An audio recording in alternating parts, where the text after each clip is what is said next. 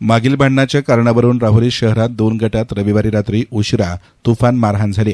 या घटनेमध्ये chopper, fighter, गुप्तीसारख्या धारदार शस्त्रांचा वापर करण्यात आल्यानं 4 ते 5 जण गंभीर जखमी झाले असून त्यांच्यावर अहिल्यानगर येथील रुग्णालयामध्ये उपचार सुरू आहेत। मिळालेल्या माहितीनुसार राहुरी शहरातील 2 गटांमध्ये यापूर्वी गणपती विसर्जन मिरवणुकीदरम्यान किरकोळ वाद झाला होता। त्या वादाचा राग मनात धरून रविवारी रात्री सुमारे 11च्या सुमारास पुन्हा वाद उफाळून आला। शहरातील विद्यामंदिर शाळा परिसरात दोन्ही गट आमनेसामने आले आणि एकमेकांवर तुटून पडले। यावेळी लाथाबुक्क्यांसह धारदार शस्त्रांनी हल्ला करण्यात आला। या मारहाणीमध्ये दोन्ही गटातील 5 ते 6 तरुण गंभीर जखमी झाले आहेत। जखमींना तातडीनं अहिल्यानगरच्या एका रुग्णालयामध्ये हलवण्यात आलं। घटनेनंतर शहरात काही काळ तणावाचं वातावरण निर्माण झालं होतं। मध्यरात्री दोन्ही गटातील सुमारे 400 ते 500 तरुणांनी फिर्याद नोंदवण्यासाठी राहुरी पोलीस ठाण्यामध्ये मोठी गर्दी केली होती। पोलीस निरीक्षक संजय ठेंगे यांनी पथकासह घटनास्थळी धाव घेत जमावाला शांत केलं, तसेच शहरात गस्त घालून परिस्थिती नियंत्रणात आणली।